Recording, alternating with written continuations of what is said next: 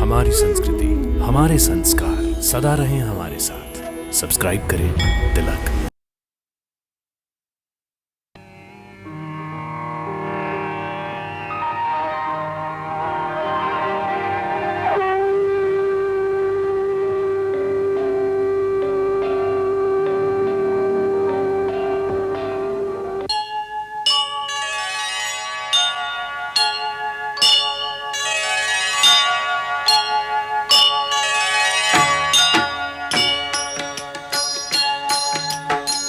सीताराम चरित अति पावन, मधुर सरस अरु अति मन भावन।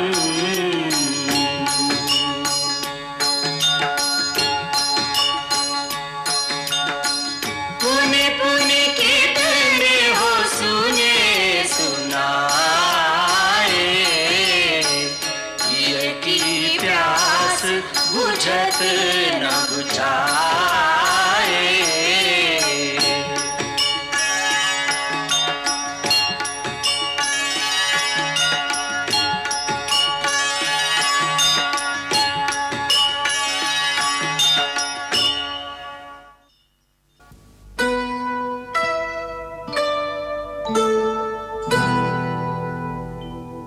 मुनि अगस्त मुनि श्रेष्ठ महान,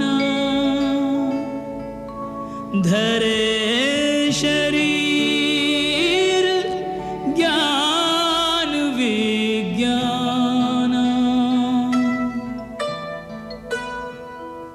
विनय प्रणाम परस्पर कीन्हा, आशीष आशीष दीना। राम लखन सिय को आश्रम ले, गुरु गंभीर चले।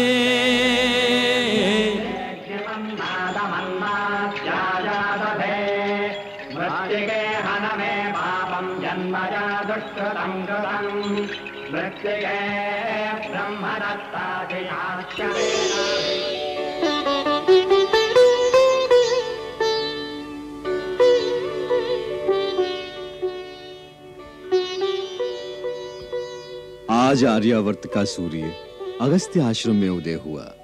हमारी चिरकाल की अभिलाषा आज पूर्ण हुई।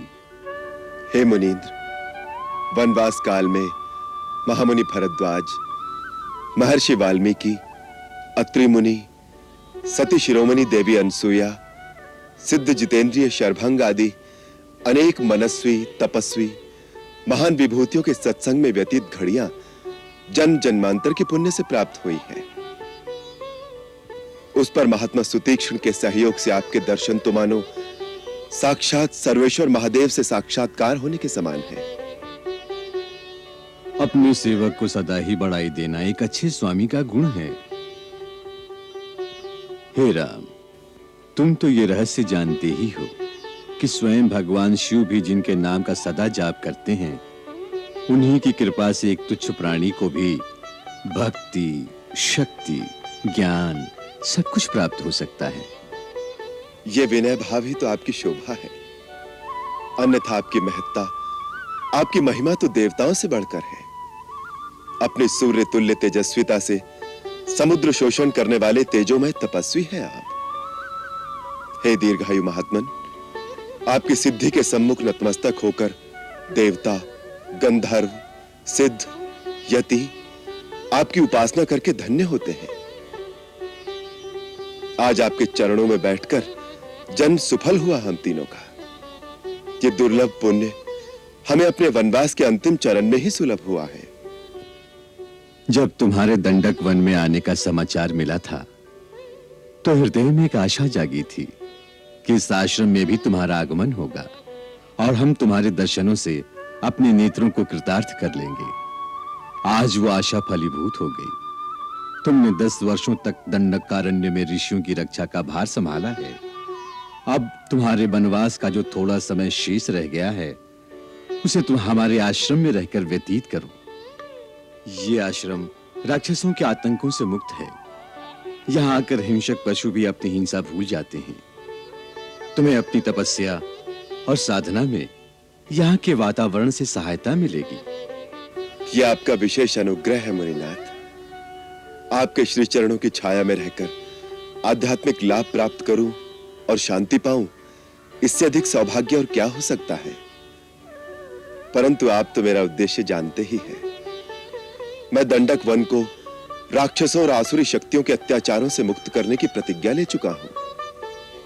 इसलिए मैं अपने आप को इस परम सुख से वंचित करने पर विवश हूं। तुम ठीक कह रहे हो राम। मैं देख रहा हूं कि तुम्हारा कार्य और देवताओं का उद्देश्य अभी पूरा नहीं हुआ, और ये उचित भी है। इस दंडक वन पर तुम्हारे ही एक पूर्वज महाराज दंडक राज करते थे। नरभक्षी राक्षसों ने उस हरे भरे देश को उजाड़ दिया है। अतः हम तुम्हें कर्तव्य से विमुख नहीं करेंगे। नाथ, मुझे कोई ऐसा स्थान बताने की कृपा करें जहां मैं प्रहरी की भांति राक्षसों के आने का रास्ता रोक सकूं। ऐसा स्थान पंचवटी है। पवित्र गोदावरी के किनारे यह स्थान बड़ा सुरम्य है। तुम वहीं वास करो। उसके आगे जनस्थान में राक्षसों ने अपनी अग्रिम छावनी बना रखी है। तुम वहां से अपने सारे साम्राज्य की सीमा की रक्षा कर सकते हो।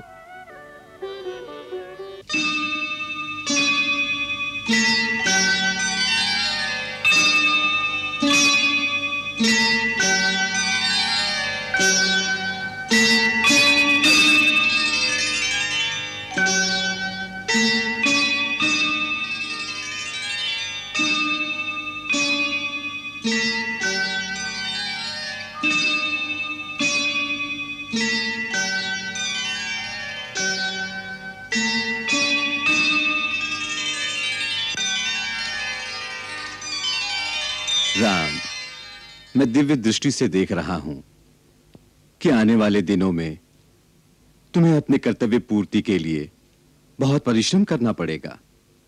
कई संकट आएंगे तुम्हारे रास्ते में।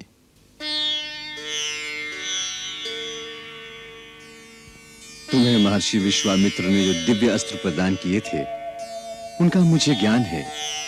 परंतु मेरे पास भी जो अस्त्र हैं, तुम्हें उनकी भी आवश्यकता पड़ेगी। इसलिए मैं तुम्हें सब कुछ देना चाहता हूं। मेरे साथ आओ।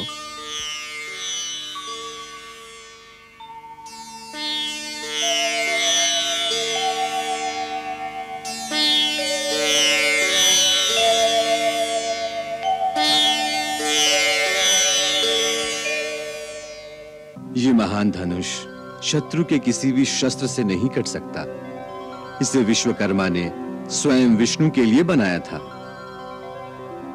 आगे चलकर महापराक्रमी और अत्यंत मायावी राक्षस वीरों से तुम्हें टक्कर लेनी होगी। इसलिए तुम ये धनुष ग्रहण करो।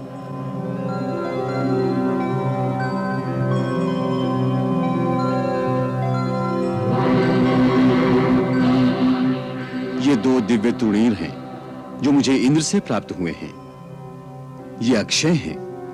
इनमें बाण कभी समाप्त नहीं होते। ये चारों बाण शत्रु का नाश करके विलीन हो जाते हैं और अपने तुणीर में फिर से प्रकट हो जाते हैं। ये तुम दोनों के लिए है। इन्हें ग्रहण करो।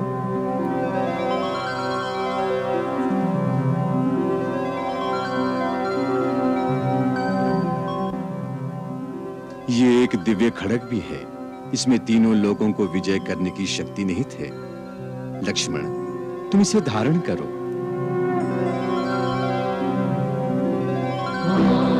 राक्षसों का नाश करने में यह तुम्हारी सहायता करेगी।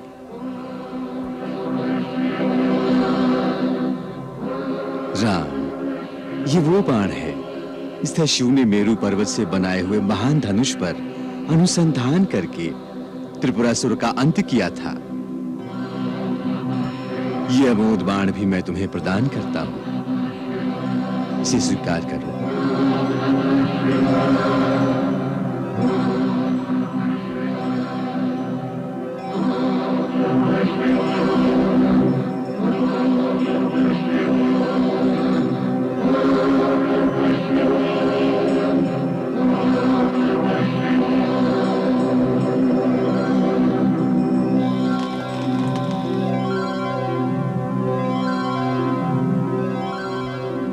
इन दिव्य अस्त्रों की समस्त शक्तियां आज से तुम्हारे अधीन रहकर तुम्हारी आज्ञा का पालन करेंगी। प्रभु, आपकी इस विशेष कृपा से हम धन्य हो गए। राम, तुम सर्वदा विजयी होगे। तीनों काल और समस्त लोकों में तुम्हारी जय गाथा गाई जाएगी। देवता भी तुम्हारे आगे नतमस्तक होंगे। हे कर्मवीर, मैं भी तुम्हें प्रणाम करता हूं।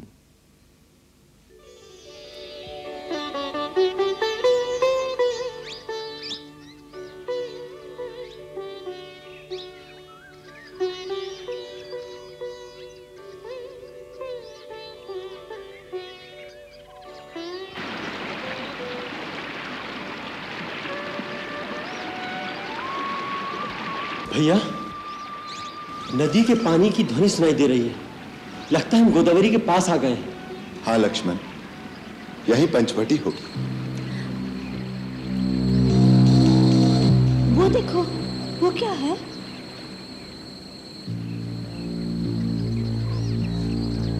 कोई बहुत बड़ा गिद्ध है, जैसे गिद्धों का राजा हो। इतना बड़ा गिद्ध आज तक न देखा है न सुना है। मुझे तो लगता है कोई मायावी राक्षस है। भैया, मुझे आज्ञा दीजिए, मैं अपने एक ही बाण से इसे यमलोक पहुंचा देता हूं। धीरज से काम लो लक्ष्मण। तुम्हें चित्रकूट की भविष्यवाणी याद नहीं? जब तक शत्रु अथवा मित्र का पूर्ण निश्चय न हो जाए, तब तक केवल आशंका से प्रेरित होकर किसी पर वार नहीं कर देना चाहिए, नहीं तो पीछे पछताना पड़ता है।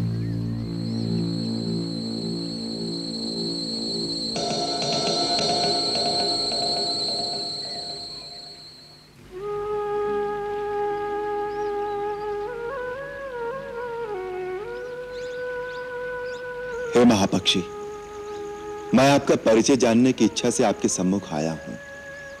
आप कौन हैं और किस उत्तम कुल में आपने जन्म पाया है? यदि आप उचित समझें तो हमें बताने की कृपा करें।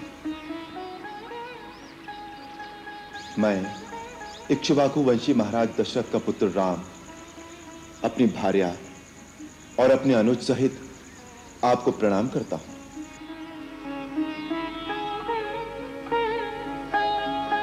वत्स राम, तुमने मेरे स्वर्गवासी मित्र दशरथ का नाम लेकर मुझे रोमांचित कर दिया है।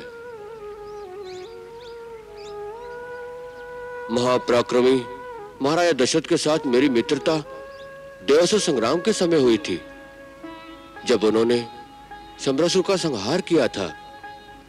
उस दिन उन्होंने मुझे गले लगाकर कहा था कि जटायु, तुम मेरे प्राणों जैसे प्यारे हो। तुम उनके पुत्र हो तो जैसे मेरे ही पुत्र हो। रघुनंदन महर्षि कश्यप के 2 पुत्र हुए थे, गरुड़ और अरुण। गरुड़ श्री विष्णु जी की सेवा में चला गया और अरुण सूर्य देव की सेवा में लीन हो गया। मैं उन्हीं अरुण का पुत्र हूं। हम 2 भाई हैं।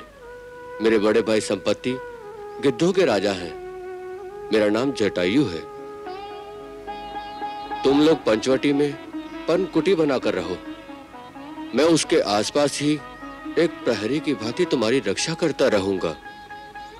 पक्षीराज, आज कितना भाग्यशाली दिन है। आपसे मिलकर जैसे मेरे पिता मुझे फिर से मिल गए। अब मैं अपने आप को फिर से सनाथ और सुरक्षित अनुभव करता हूं। लक्ष्मण, यहीं पर अपनी पर्णकुटी बनाओ। हाँ वत्स, उधर नदी के किनारे वो स्थान सबसे उत्तम है।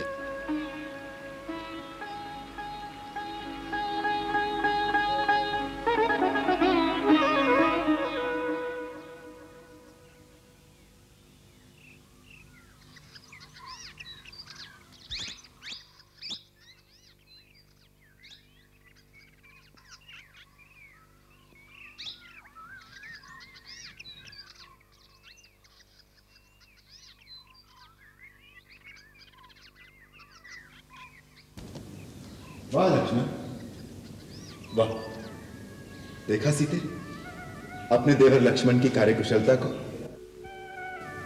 विश्वकर्मा बड़े बड़े भवन निर्माण कर सकते हैं, परंतु राजमहल से बढ़कर पर्णकुटी बात की बात में खड़ी कर देना बस लक्ष्मण का ही काम है।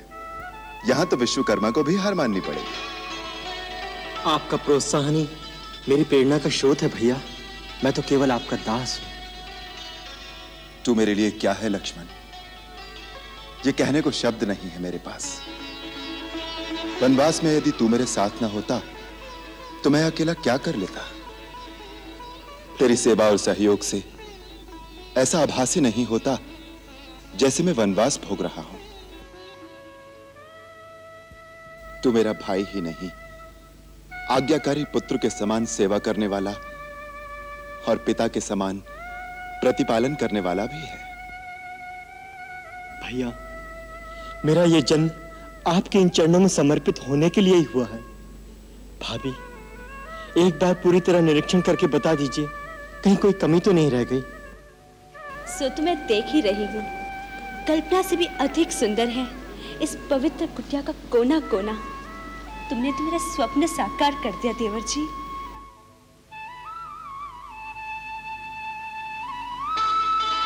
भैया, आप ठीक स्थान पर बैठे हैं। ये स्थान मैंने आपके लिए ही बनाया है, आपके संध्या बंधन के लिए। साथ में फूल भी रखती है। कैसा है भैया? अति उत्तम लक्ष्मण। इस वट वृक्ष के नीचे कितनी शांति है। तो स्वामी, इसी शांति भवन में हम अपने वनवास का शेष समय क्यों न बिता दें? अयोध्या त्याग कर वन में भटकते भटकते 12 वर्ष से भी अधिक व्यतीत हो गए हैं। अयोध्या। सीते, कैसा पवित्र नाम लिया तुमने। अयोध्या का नाम स्मरण करते ही जन्मभूमि की माटी की सोंधी सुगंध रोम रोम में समा जाती है और उसके साथ ही आती है माता कौशल्या की याद। आपको तो कभी कभी याद आती होगी, पर माता जी की व्यथा का अनुमान आप नहीं लगा सकते।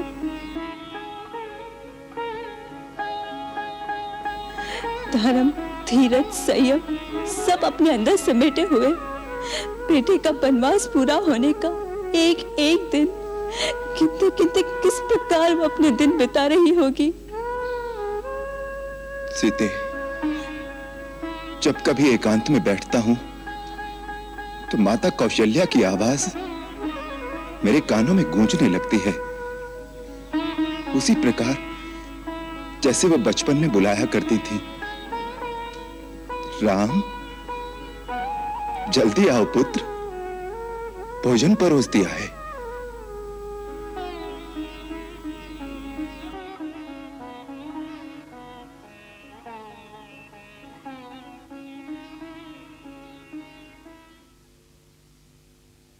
कभी कभी ऐसा लगता है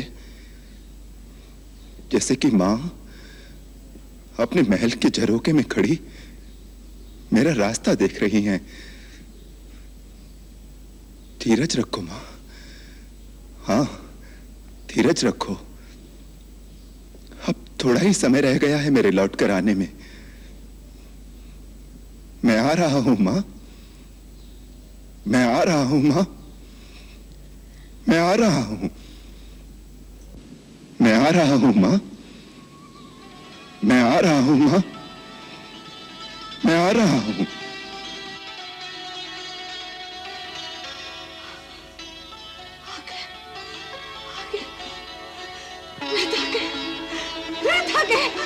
मेरा राम आ गया, मेरा राम आ गया। सुमित्रा, सुमित्रा, मेरा राम आ गया। दीदी, रथ आ गया। हाँ, रथ आ गया। मेरा राम आ गया। मेरी सीता आ गई। रथ आ गया, रथ आ गया। हाँ,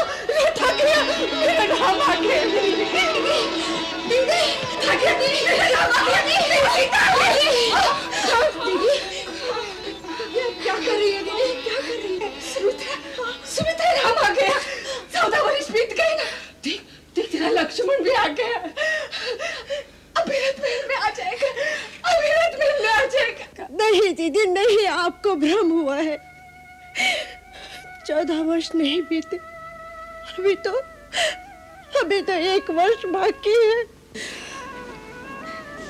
1 वर्ष बाकी है? वो कब बीतेगा? दीदी, जहाँ 13 वर्ष धीरज रखा है, तो आप क्यों धीरज खो रही हैं?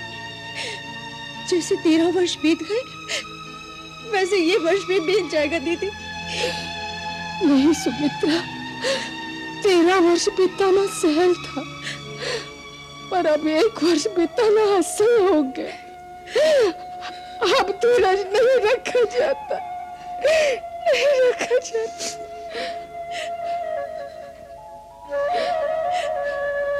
सुमित्रा। हाँ दीदी, यदि काल की गति रुक गई और ये वर्ष न बीता तो क्या करूंगी? नहीं दीदी नहीं, ये वर्ष भी बीत जाएगा दीदी, अवश्य बीत जाएगा। बीत जाएगा? हाँ दीदी, अवश्य बीत जाएगा। चलो दीदी, अंदर चलो, अंदर चलिए।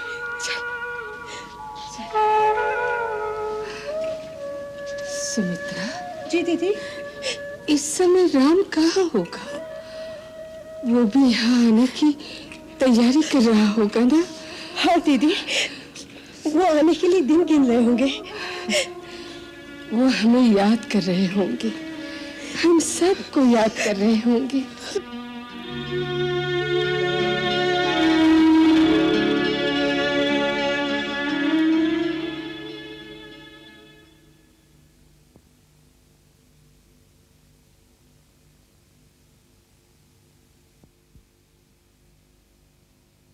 भैया, एक हीन भावना मुझे सदा अपने आप में लज्जित करती रहती है। ऐसी क्या बात है तात?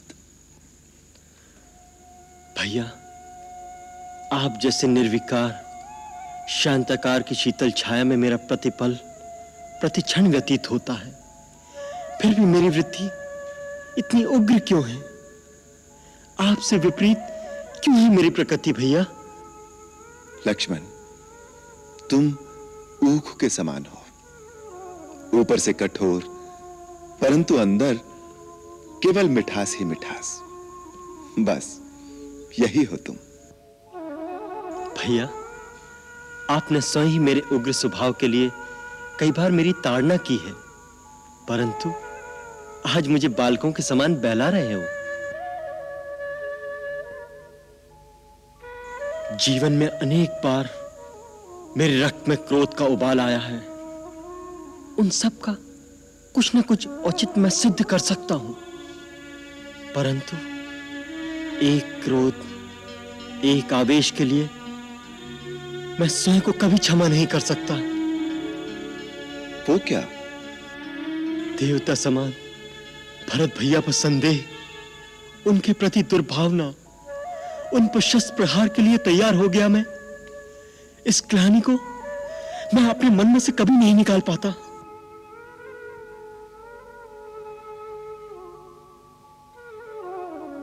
भूल चूक, भ्रांत भावना में भटक जाना मानव मात्र का प्राकृतिक स्वभाव है लक्ष्मण। भैया, पर आपसे कभी कोई भूल क्यों नहीं होती? तुम्हारी यह भावना अपने राम भैया के प्रति असीम श्रद्धा मात्र है। उसी के आवेश में उस समय भी तुम्हारे मन में भरत के प्रति संदेह उत्पन्न हो गया था। लक्ष्मण, वास्तव में तुम भावना प्रधान हो। तो क्या भावुक होना बुरी बात है भैया? नहीं, भावुक होना तो अति सुंदर बात है।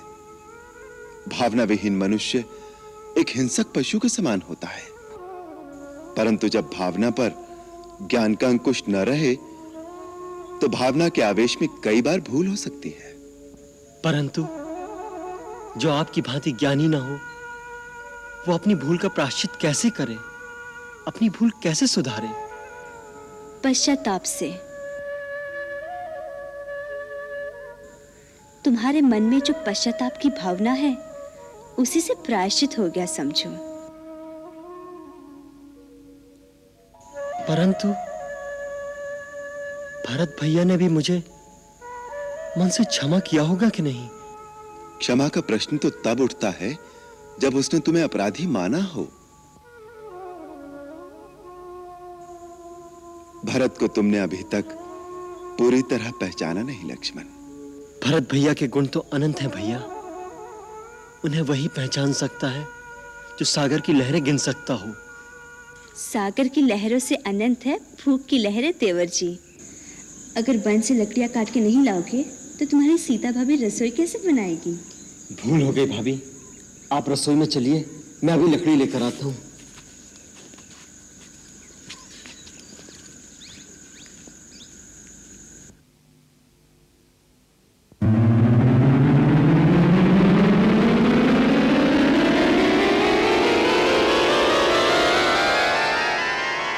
शूर्पणखा व्याकुल भई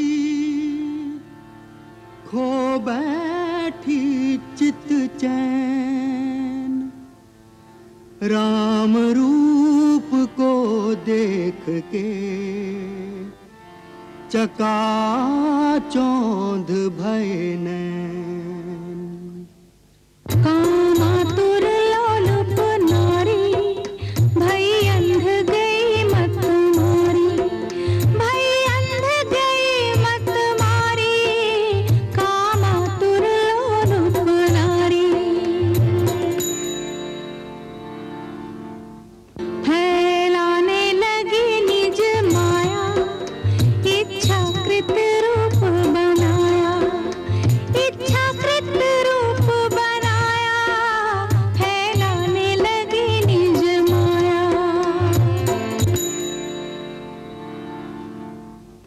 अंबर से भू पर गिरी लगा काम का बाण, झुलस उठी कामाग्नि में, बस में रहे न प्राण।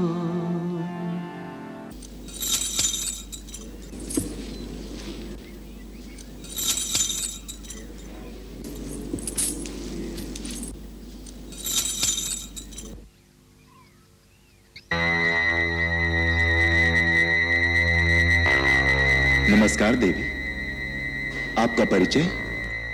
वैसे प्रकृति पुरुष के परिचय की क्या आवश्यकता?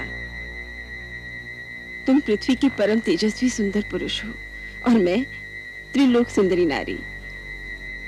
हे त्रिलोक सुंदरी, मैं आपकी क्या सेवा कर सकता हूँ? मैंने तीनों लोक ही छान मारे हैं, परंतु अपने अनुरूप सुंदर, सचीला और वीर पुरुष आज ही देखा है। इस पृथ्वी पर न तुम जैसा कोई पुरुष है और न मुझ जैसी नारी। विधाता ने हम दोनों को एक दूसरे के लिए ही रचा है, इसलिए पति भाव रखकर मैं तुम्हारे पास आई हूँ। मैं इच्छा अनुसार रूप धारण करने वाली राक्षस कुल की राजकुमारी शूर्पणखा हूँ। मेरा नाम कामवल्ली भी है। राजकुमारी शूर्पणखा?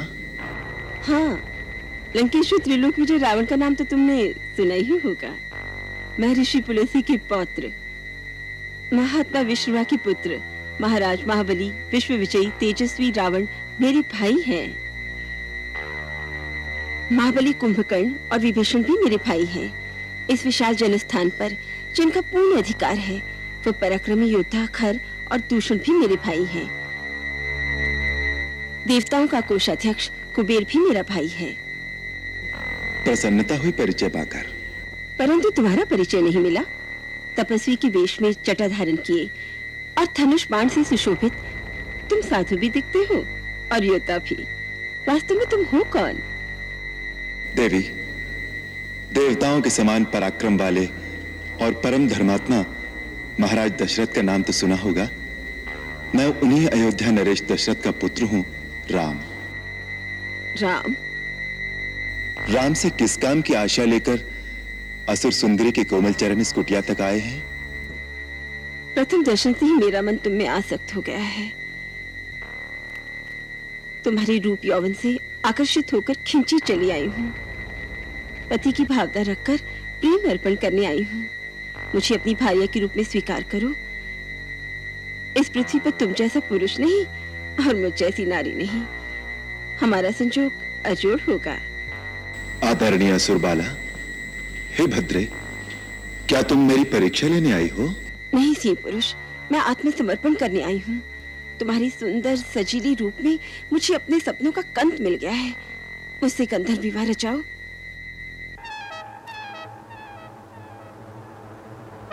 मैं विवाहित हूं।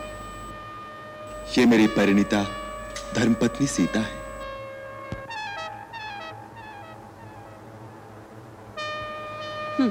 क्या रखा है इस सूखी सड़ी काठ की पुतली सी क्षुद्र मानस स्त्री में? इसे तो मैं अभी खा जाऊंगी। उसके बाद तुम दंडक वन के राजा बनना और मैं तुम्हारी प्राण प्यारी रानी। हाँ, यदि तुम्हें इस पर दया आती हो तो ये भी पड़ी रहेगी हमारी दासी बनकर। हमारे वन प्रदेश में एक नहीं अनेक विवाह रचा सकते हैं। किंतु मैं एक पत्नी व्रत ले चुका हूं, और फिर तुम जैसी स्त्री साउथ का साथ कैसे सहन करेगी?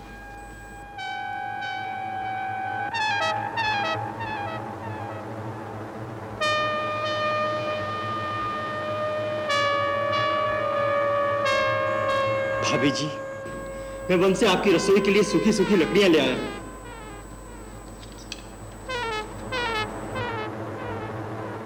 ये कौन है तुम्हारी ही जैसा सुंदर और सजीला? ये मेरा छोटा भाई लक्ष्मण है। अकेला है? हाँ, वन में तो अकेला ही है। तो ठीक है, मैं इसके सन्मुख विवाह का प्रस्ताव रखूंगी। तुम स्वच्छंद विचरण करने वाली नारी ठहरी, तुम्हें मनमानी करने से कौन रोक सकता है? प्रयत्न करके देखो।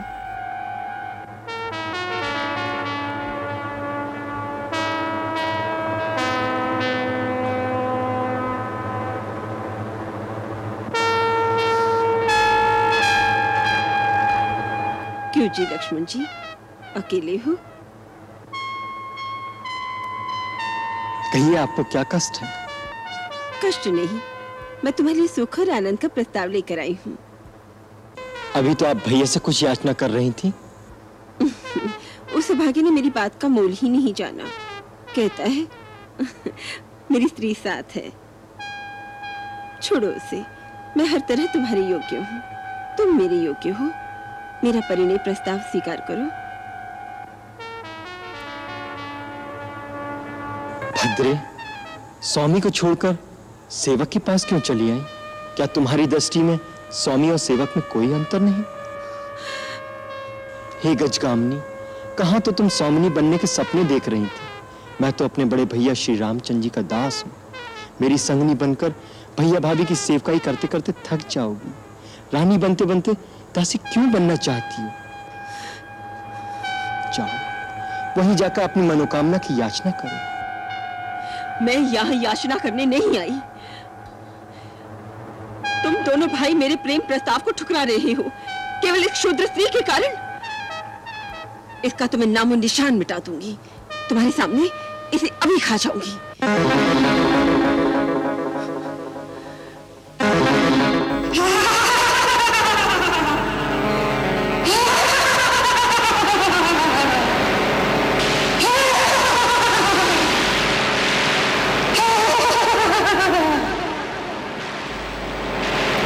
लक्ष्मण, कमल ककड़ी को चबाकर खा जाऊंगी। तब तक तुम मेरे साथ विवाह करोगे?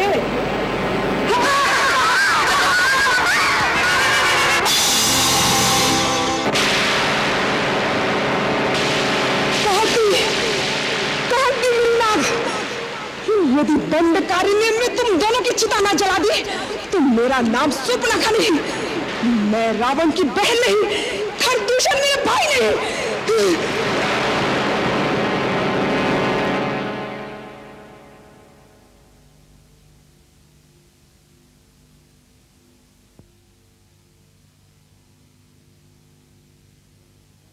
बेचारी अबला।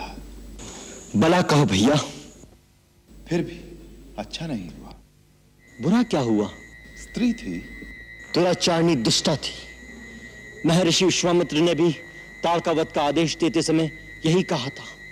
ऐसी दुष्टा नारी का वध करने में कोई दोष नहीं, हमने तो केवल उसकी नाक काटी है।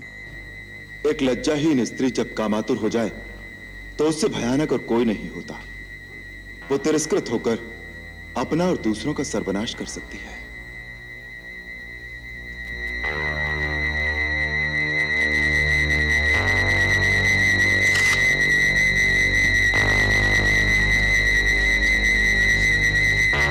के साथ अत्याचार किया गया है।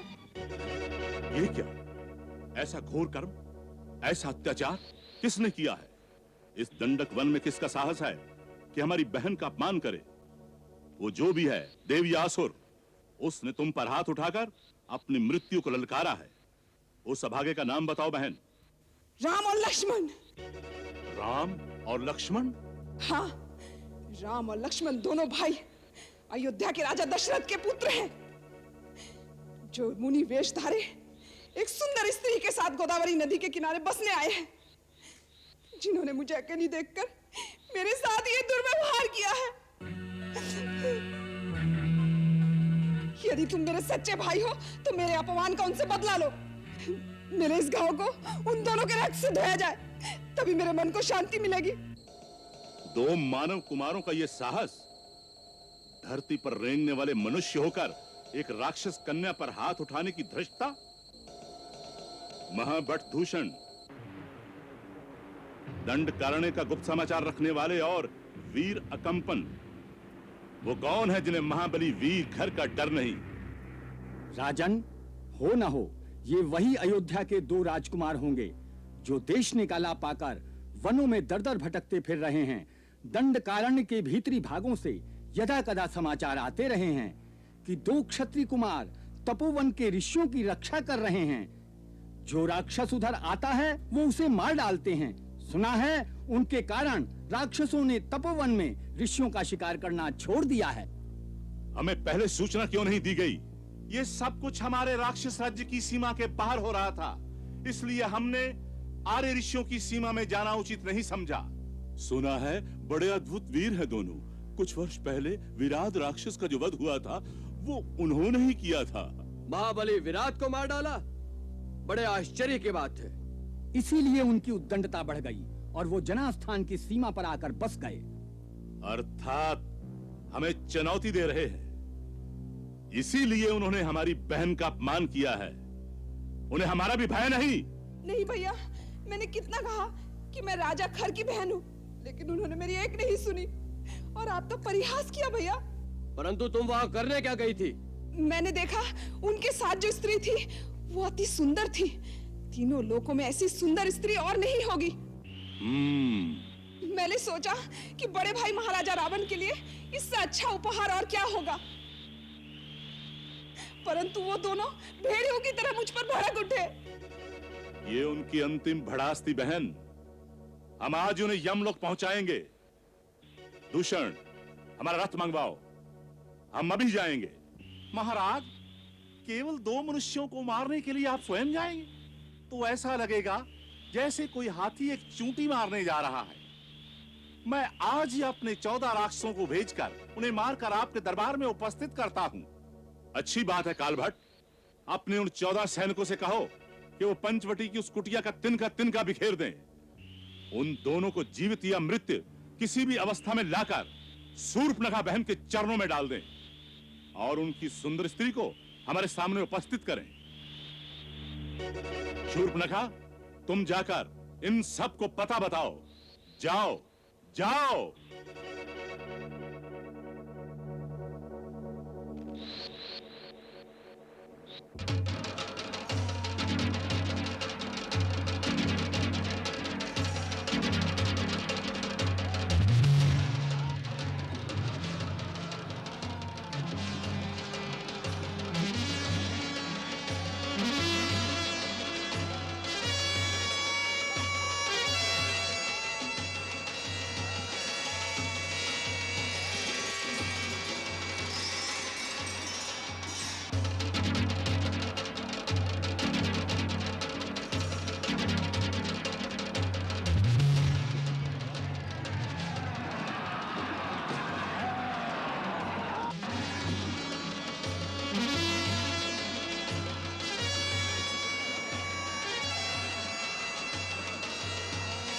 मेरा अनुमान ठीक निकला, वो आ गए।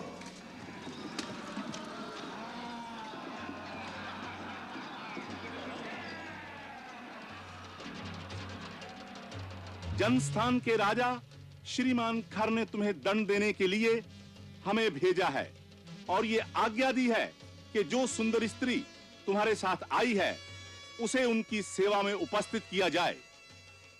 जी।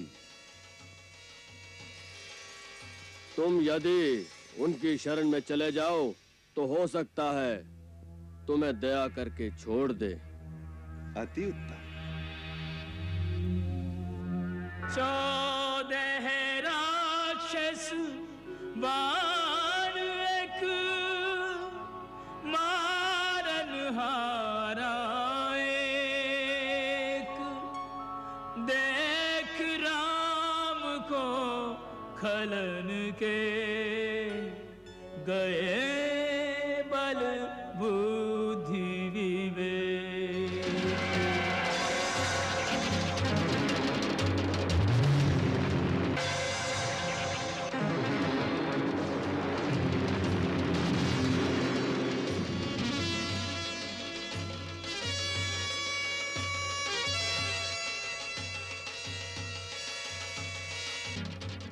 क्या कहा? एक ही बाण से हमारे 14 योद्धाओं को मार डाला? हाँ भाई, उसने एक ही बाण ऐसा चलाया कि एक ही क्षण में 14 के 14 मस्तक धड़ से अलग हो गए। लगता है उसने भी थोड़ी बहुत मायावी विद्या सीख ली है। हमें स्वयं चलना पड़ेगा। दूषण, अपने चुने हुए सैनिकों को तैयार करो, हम स्वयं चलेंगे।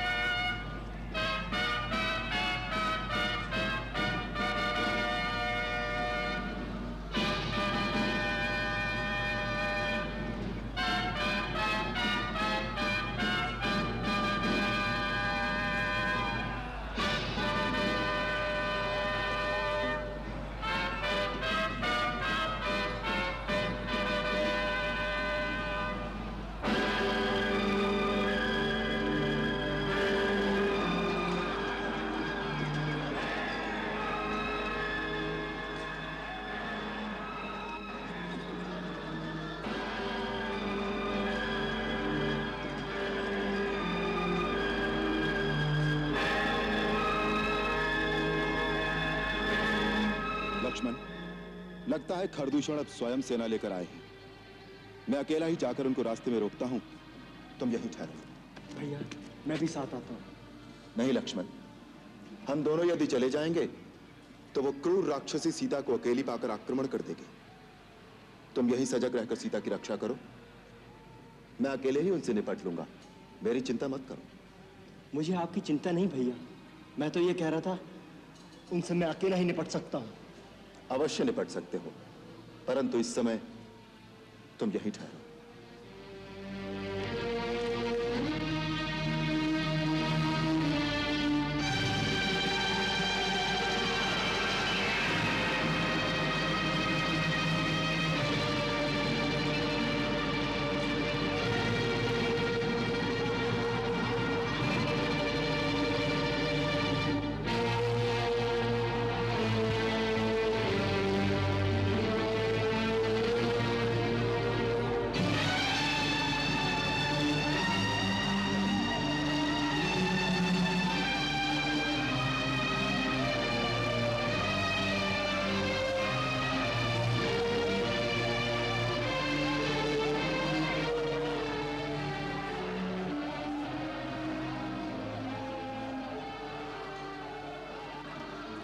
दंड मानव, तुम एक तुच्छ मनुष्य होकर हमारे राज्य की सीमा पर उत्पात मचा रहे हो।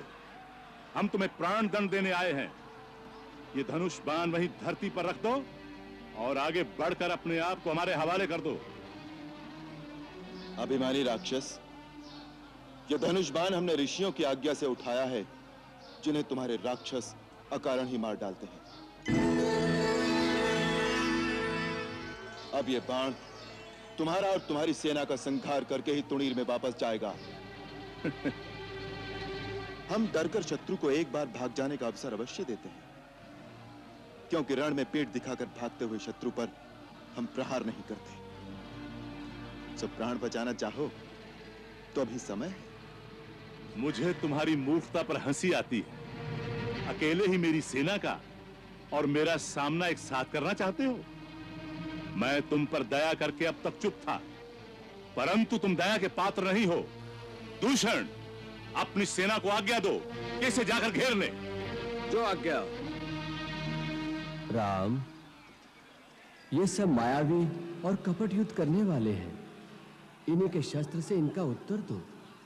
तुम्हारे पास ऋषि विश्वामित्र का दिया हुआ मोहिनी अस्त्र है। इस समय उसका प्रयोग करो, जिससे वे स्वयं उसकी माया से भ्रमित हो जाएं और आपस में लड़ मरे। जो आज्ञा। राम के मानस आए अगस्त ने मोहनी अस्त्र को ध्यान करायो। मोहनी अस्त्र को ध्यान करायो। खरदूषण की सेना पे तब राम ने मोहनी अस्त्र चलायो। राम ने मोहनी अस्त्र चलायो। राम ही राम भय चहु ओर, राम ही राम भय चहु ओर। जो देखो सो राम को मारन धायो। मरन लगे लड़ शत्रु परस्पर, कोई न राम के सन्मुख आयो। कोई न राम के सन्मुख आयो। कोई न राम के सन्मुख। अरे मूर्खों, ये क्या कर रहे हो? आपस में क्यों लड़ रहे हो? दूषण, ये क्या हो रहा है? भैया, हमारे योद्धा पागल हो गए हैं, आपस में ही लड़ मर रहे हैं।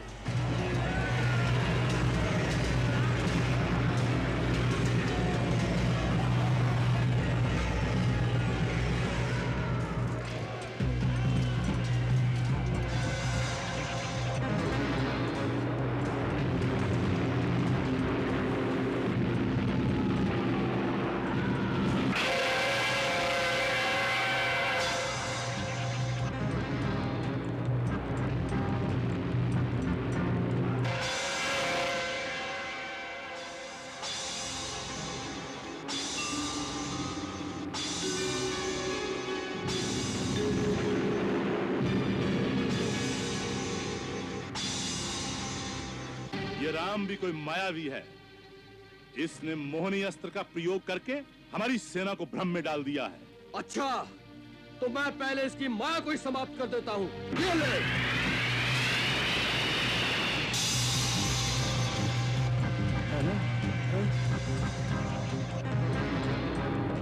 अच्छा, तो बच इससे।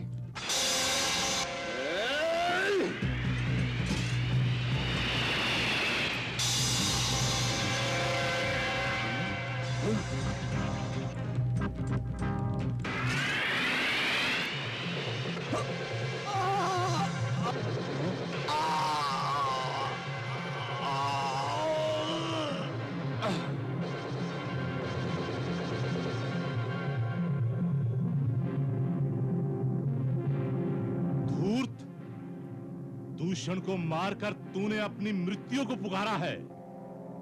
कहीं से थोड़ी सी हमारी विद्या सीख आया है? तू अपने आप को बड़ा मायावी समझता है। ठहर जा, मैं तुझे दिखाता हूं अपनी माया का प्रभाव।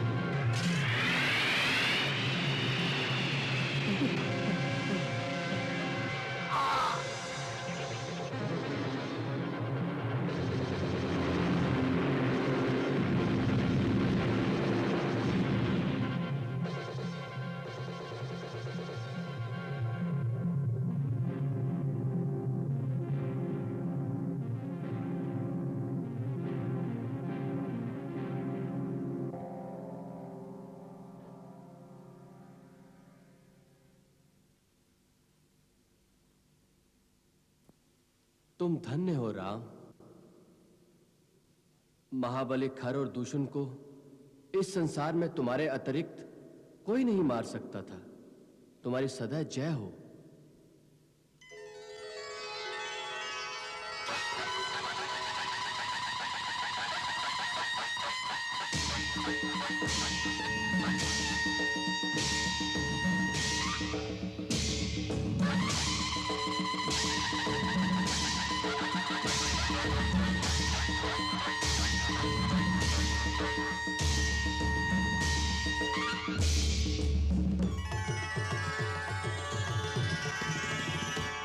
अभिनंदन अभिनंदन अभिनंदन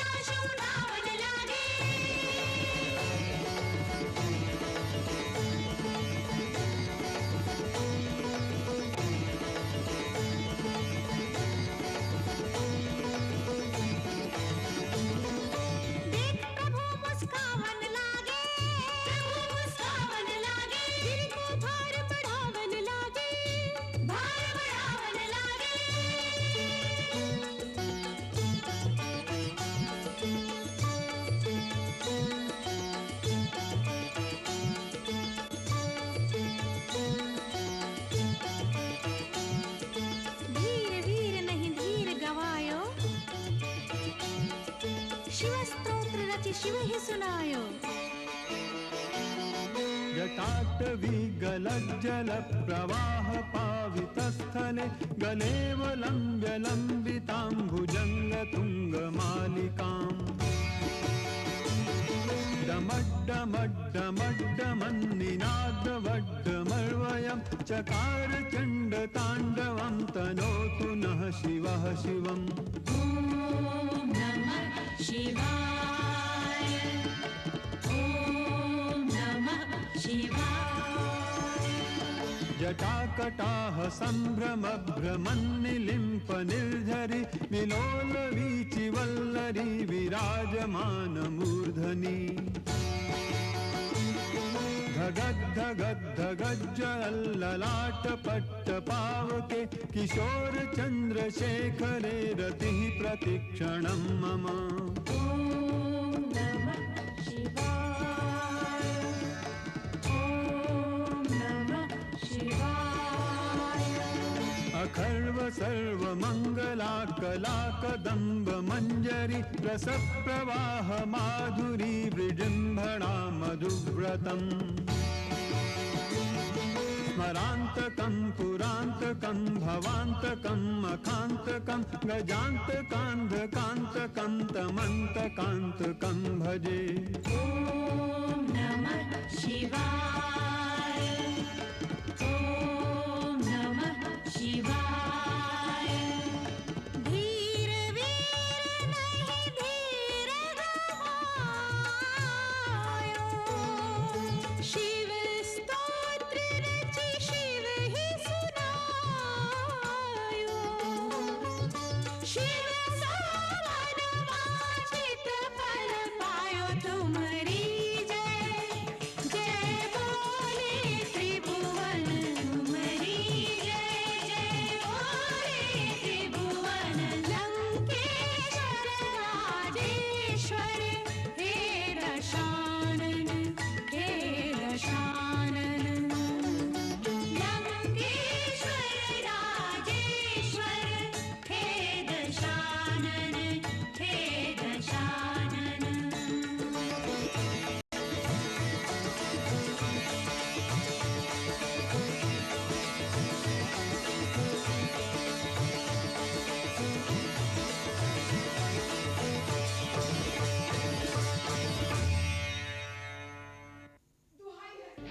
दुहाई है। लंकेश्वर महाराजा रावण की दुहाई है। मुझ पर अत्याचार किया गया है महाराज। लंकेश्वर महाराजा रावण की दुहाई है। क्या हुआ शूर्पणखा? मुझ पर अत्याचार किया गया है महाराज। लंकेश्वर महाराजा रावण की दुहाई है। क्या हुआ शूर्पणखा?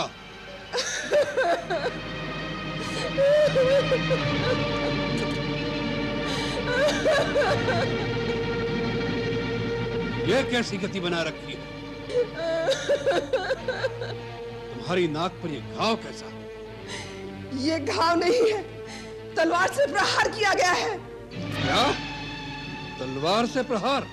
हाँ भैया, ये शूर्पणखा की नाक नहीं कटी है, ये लंकेश्वर महाराजा रावण की नाक काटी गई है। आप यहाँ राग रंग में भूले बैठे हैं कि शत्रु ने आपकी सीमा पर आक्रमण करके आपकी अग्रिम छावनी को विध्वंस कर दिया है। छावनी को विध्वंस कर दिया है? तो जनस्थान में बैठे खरदूषण क्या कर रहे हैं? खरदूषण युद्ध में मारे गए हैं। उनको मारना तो काल के लिए भी असंभव था। किसने किया यह दुस्साहस? एक मानव ने। एक मानव ने? असंभव।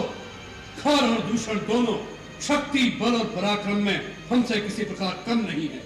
एक मानव ने उन्हें मार डाला, इस बात को हम विश्वास नहीं करते। अकंपन, तुम चुप क्यों हो? शूर्पणखा कहती है, क्या ये सत्य है? हाँ, ये सत्य है महाराज। इसका अर्थ है कि यह सब देवताओं का षड्यंत्र है। एक मानव की आड़ लेकर उन्होंने हमारी सीमा पर आक्रमण किया है। कौन कौन देवता थे उनके साथ? इंद्र अवश्य आया होगा। बताओ, कौन कौन देवता उनकी सहायता करने आए थे? पिताश्री, इन देवताओं की ताड़ना किए बहुत दिन हो गए हैं। वो त्रिलोक विजय लंकेश्वर की शक्ति भूल गए? क्या इंद्र भूल गए कि मेघनाथ का नाम इंद्रजीत क्यों है? आज्ञा दीजिए पिताजी, इन सभी देवताओं को बांधकर इसी सभा में उपस्थित कर दूं, उन्हें षड्यंत्र रचने का उचित दंड दिया जाए। नहीं युवराज इंद्रजीत, उस मानव के साथ कोई देवता नहीं थे।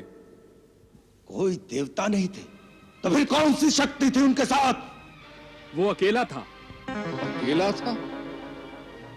वो मानव है या भगवान?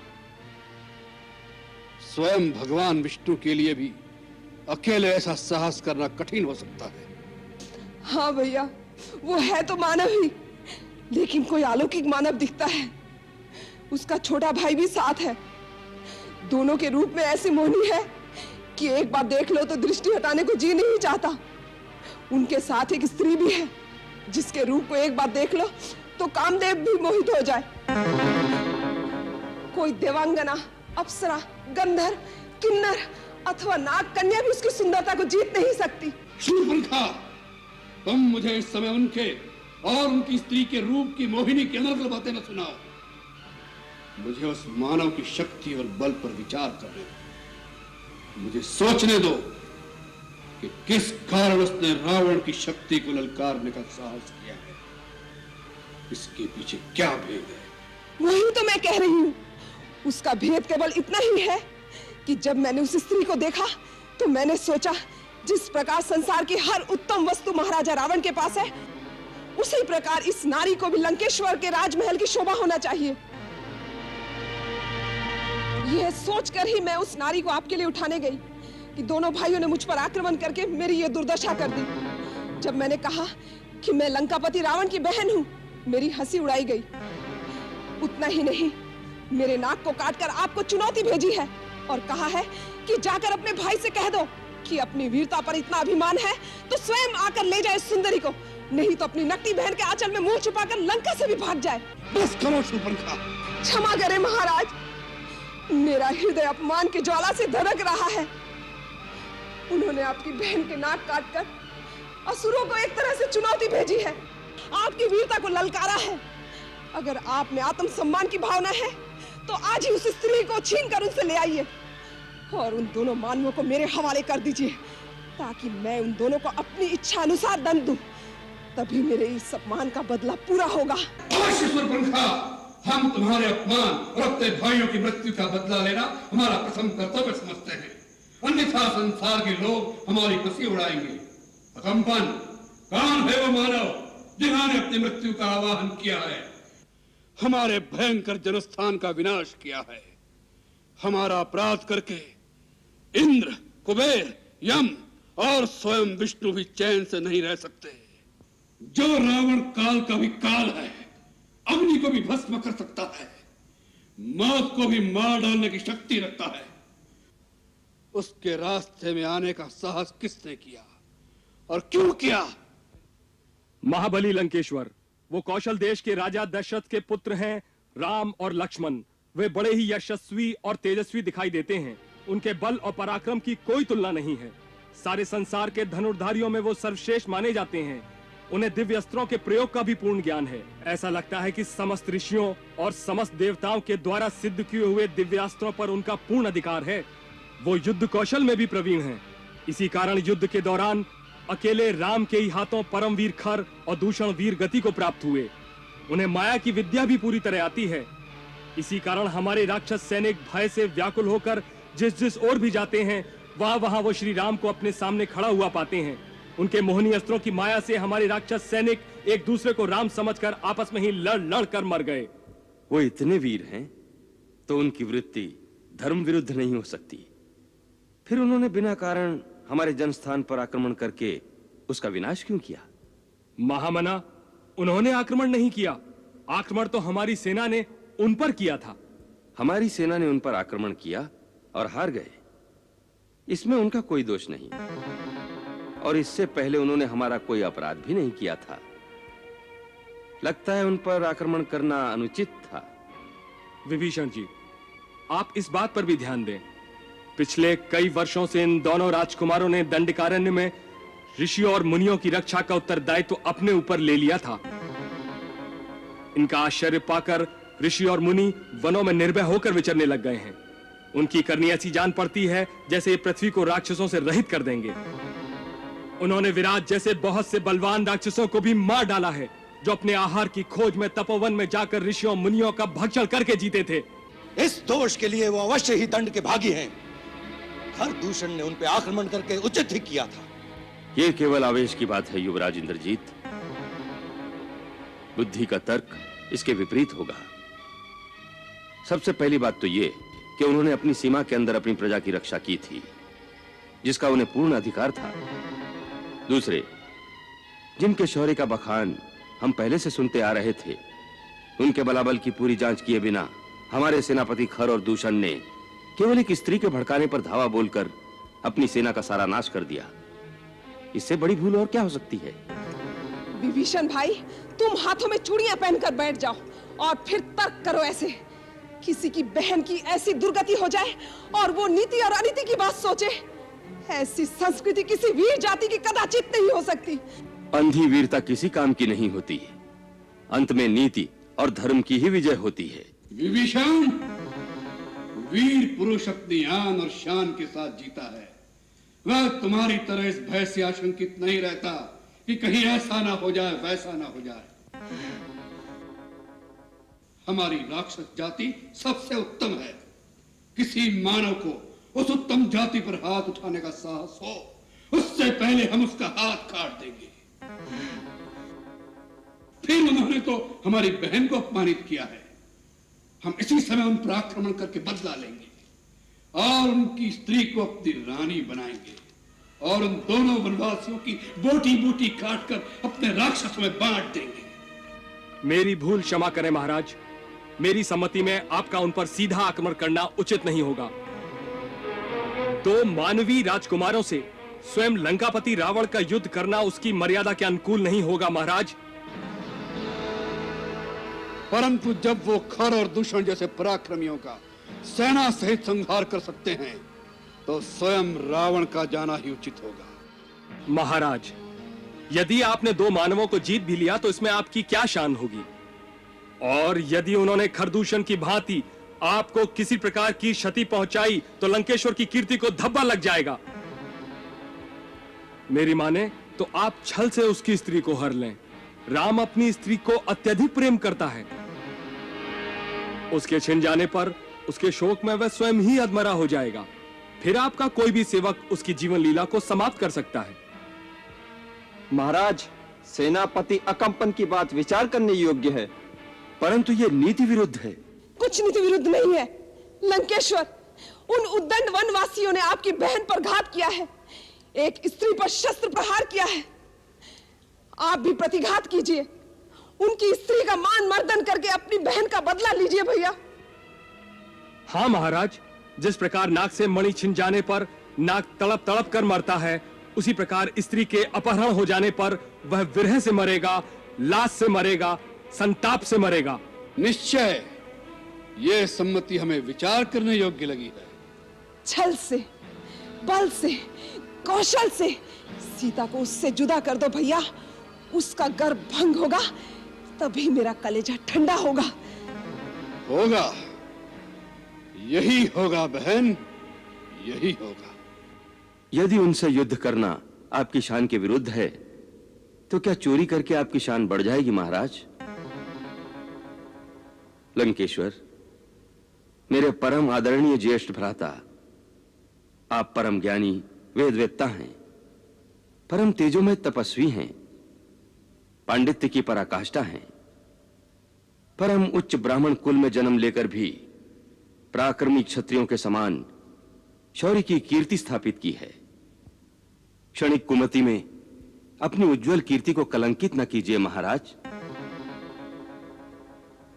आपने जो शक्ति पाई है वो धर्म जनित तपस्या से पाई है। अधर्म के मार्ग पर चलकर उसे क्षीण मत कीजिए। धर्म और अधर्म का विचार शक्तिहीन करते हैं विभीषण। शक्तिशाली जो करते हैं वही धर्म है। परंतु बस, इस समय हम कोई तर्क सुनना नहीं चाहते। आप लोगों ने जो कहा उस पर हम विचार करके स्वयं उचित निर्णय लेंगे।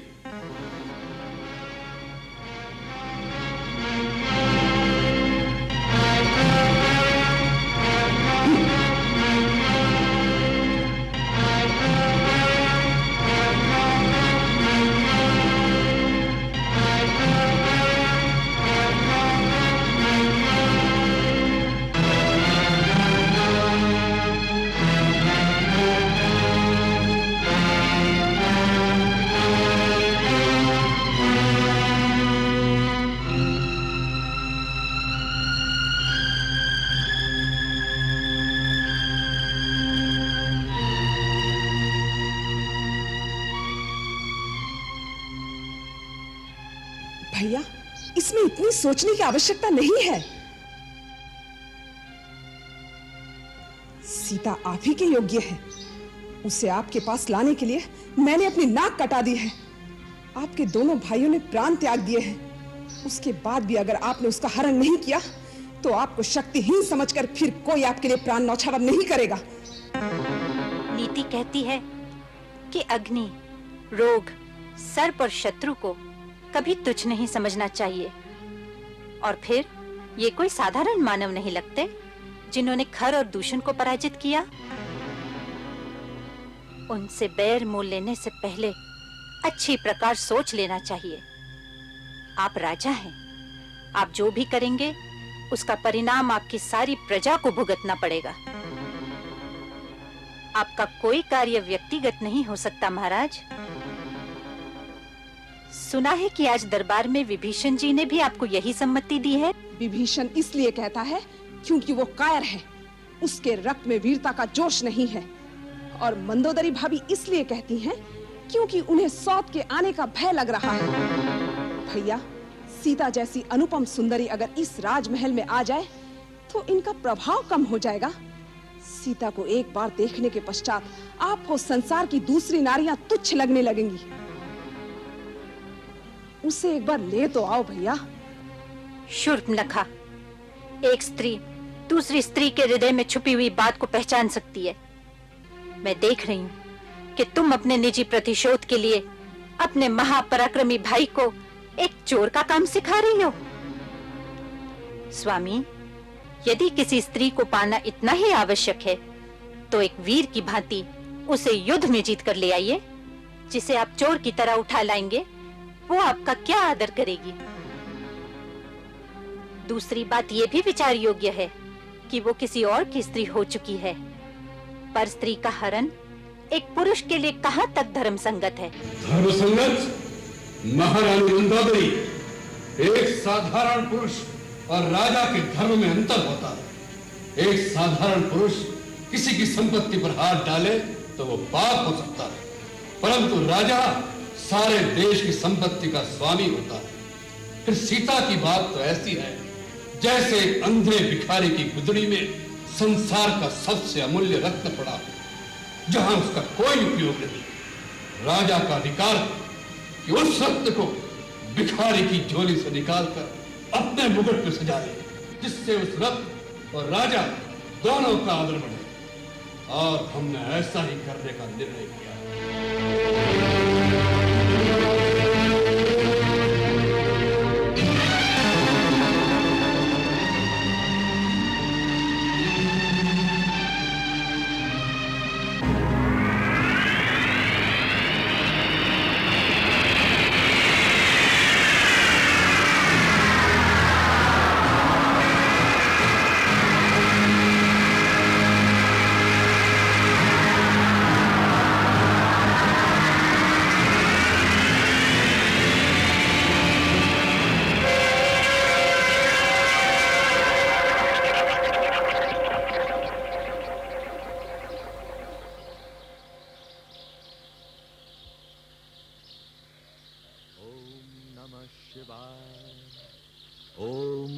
शिवाय, ओम नमः शिवाय, ओम नमः शिवाय।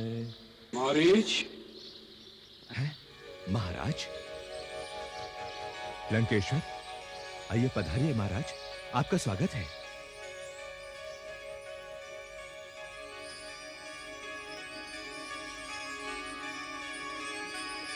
महाराज, आसन ग्रहण कीजिए।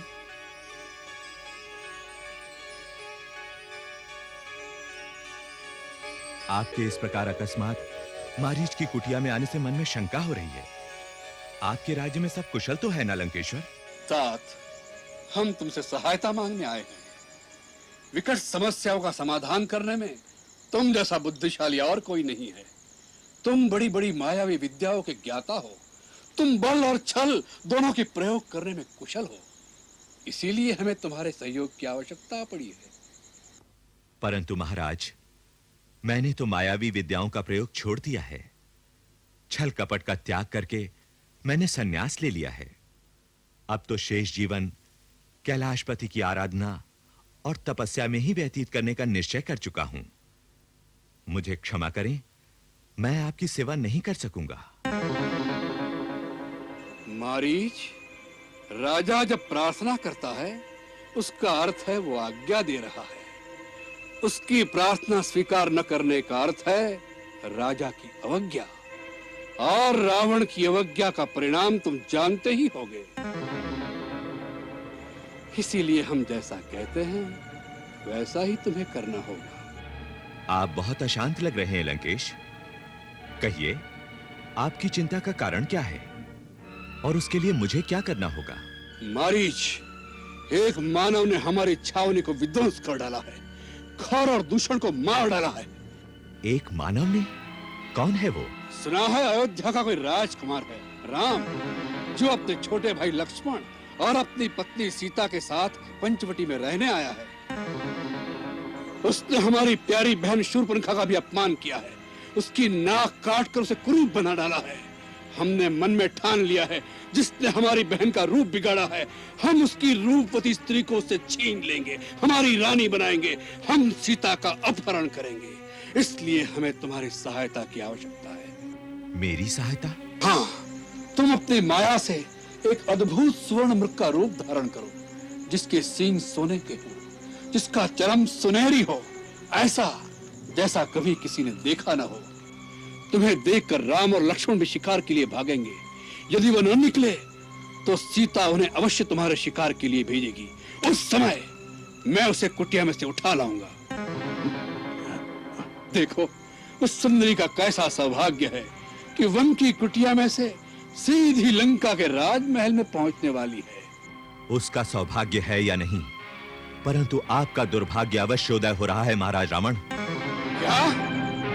हाँ लंकेश, आप जिसे एक छोटे से राज्य का कोई साधारण राजकुमार समझ रहे हैं, उस राम की महिमा आप नहीं जानते। मुझे लगता है कि कोई सचमुच आपका परम शत्रु है, जिसने आपको यह सलाह दी है, क्योंकि इस दुष्कर्म के बाद आप कुल समेत नष्ट हो जाएंगे। लंका की ईंट से ईंट बच जाएगी। आप मेरी मानिए तो ये सब कुछ भूलकर लंका वापस चले जाइए। आपके रंग महल में एक से एक सुंदर रानी है, उन्हीं के साथ आनंद का जीवन बिताइए। सीता रूपी ज्वाला को हाथ मत लगाइए, नहीं तो सब कुछ भस्म हो जाएगा।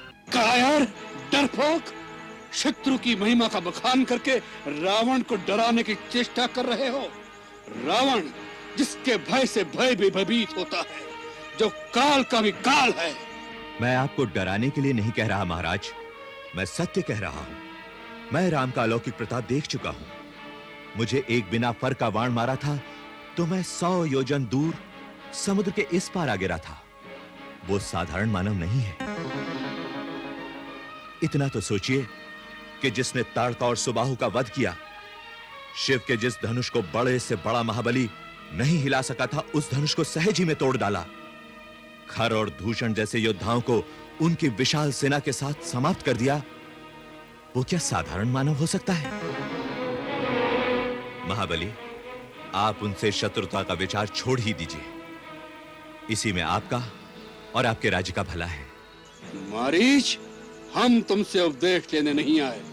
जिसने तुम्हारी माता का वध किया, उसके लिए तुम प्रीति दिखा रहे हो। प्रीतिवश नहीं राजन, मैं विनाश के भय से ये सब कह रहा हूं। है? तुम किसे डराने की चेष्टा कर रहे हो? यदि राम साधारण मानव नहीं है तो क्या रावण साधारण पुरुष है? रावण जिसके डर से देवता भी कांपते हैं, जो कैलाश पर्वत को उठाने की शक्ति रखता है, स्वयं यमराज भी जिसका दास है। रावण अर्थात एको हम द्वितीयो नास्ति, न भूतो न भविष्यति। ये सब कुछ जो आप सुना रहे हैं वो सत्य है, परंतु ये मत भूलिए, ये सारी शक्तियां आपने पुण्य कर्मों से प्राप्त की हैं, और जब भी कोई अपनी शक्ति का प्रयोग पाप कर्मों में करने लगता है तो वही शक्ति उसे धोखा दे जाती है। मैं आपका मामा भी हूं, इसीलिए आपको नीति की बात समझा रहा हूं। जो नारी अपनी इच्छा से ना आए वो अग्नि की ज्वाला होती है। क्यों एक जलते हुए अंगारे को हृदय से लगाना चाहते हो? बस मारीच, उपदेश सुनने की आदत नहीं त्रिलोक विजयी रावण को। हम तीनों लोकों के राजा हैं। संसार की सभी सुंदर वस्तुओं पर हमारा अधिकार है। हमारे लिए कुछ पराया नहीं, सब कुछ हमारा है। हमें नीति मत सिखाओ। शक्तिशाली पुरुष जो करता है वही नीति कहलाती है। शक्ति का सबसे विनाशकारी रूप भी यही है जिसका आप प्रदर्शन कर रहे हैं। यही विनाश का मूल है राजन। तुम नीति की बातें करते हो और इतनी नीति भी नहीं जानते कि राजा के सामने तर्क नहीं करते। ऐसा राजा जो अपने हितैषियों की सम्मति सुनने को तैयार नहीं होता, वो स्वेच्छाचारी आतताई कहलाता है और अंततः नाश को प्राप्त होता है। क्या आपके बुद्धिमान मंत्रियों ने इस विषय में आपको कोई सम्मति नहीं दी? जिस राजा को अपने बाहुबल, अपनी शक्ति पर भरोसा नहीं होता, वही मंत्रियों की मंत्रणा के जाल में फंसा रहता है। मंत्रियों का काम है राजा की आज्ञा का पालन करना, आज्ञा देना नहीं। जो मंत्री अपना कल्याण चाहता है उसे उचित है कि राजा के पूछने पर ही अपना मत प्रकट करे, वह भी नम्रता के साथ हाथ जोड़कर। राजा के सामने केवल अनुकूल, मधुर और प्रिय बात ही कहनी चाहिए। ऐसे राजा ही अपने दंभ और अहंकार से अपना सर्वनाश कर लेते हैं। केवल प्रिय वचन बोलने वाले तो चारों ओर मिलते हैं, अप्रिय परंतु हितकारी कहने और सुनने वाले दोनों दुर्लभ होते हैं। सुलभा पुरुषा राजन संतता प्रियवादिनः अप्रियश्च पश्यश्च श्रोता वक्ता च दुर्लभः। मारीच, हमें शास्त्र मत सुनाओ। कहीं ऐसा न हो जाए कि राम और सीता से पहले तुम हमारे क्रोध का शिकार बन जाओ। निर्णय कर लो, हमारे हाथों मरना है या हमारी आज्ञा का पालन करना है।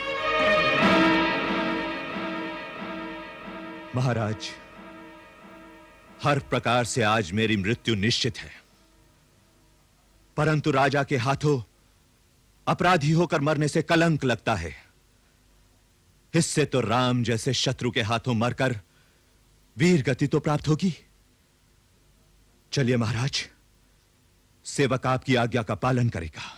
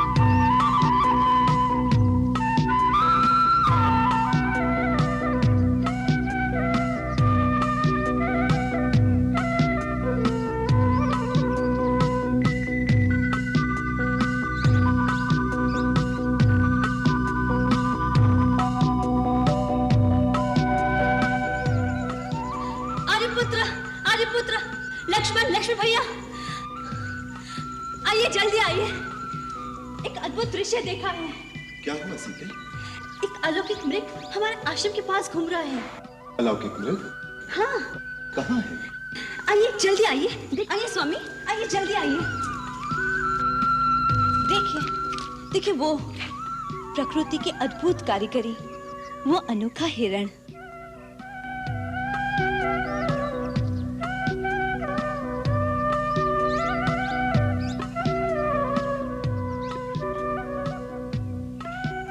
विचित्र मृग कभी देखा है?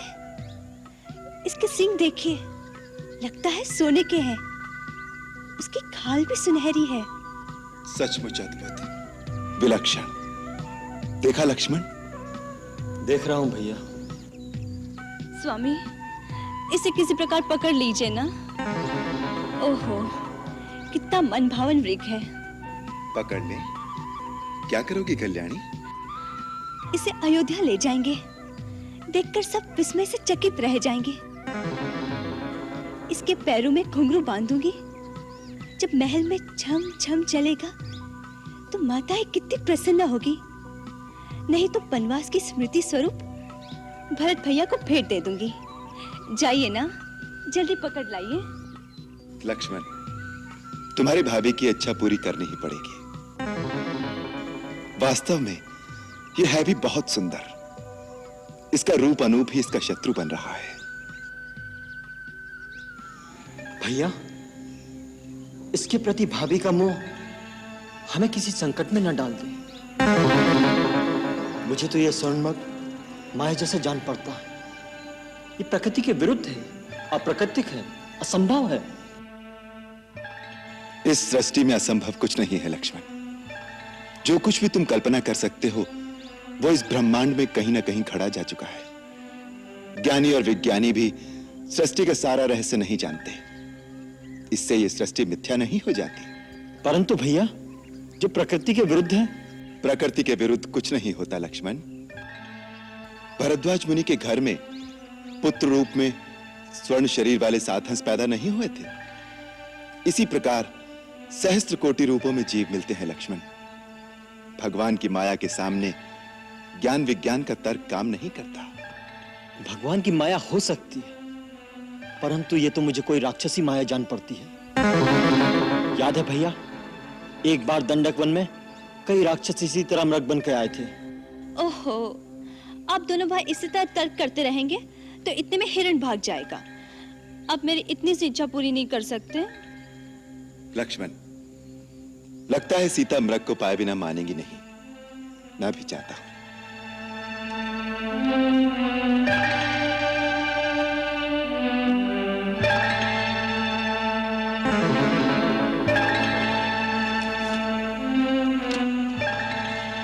यदि मृग जीवित हाथ न आया तो क्या हुआ? उसकी मृगचम कितनी सुंदर है। आपकी पूजा में आसन के काम आएगी।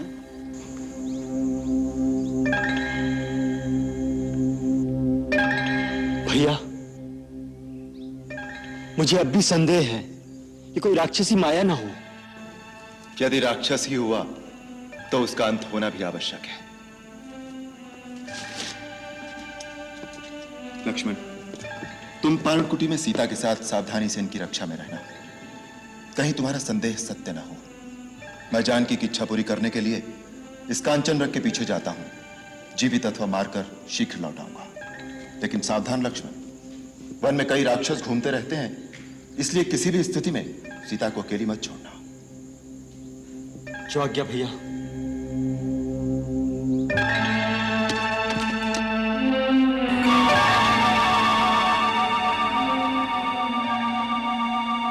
मंगल भवन अमंगल हारी, प्रभु सुदशरथ अजिर बिहारी।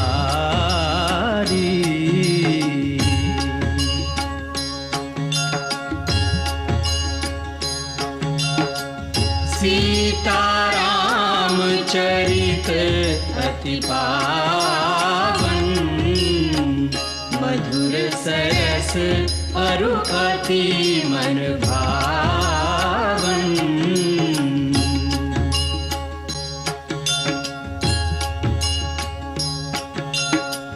पुनि पुनि कितने हो सुने सुनाए, हिय की प्यास बुझत न बुझाए।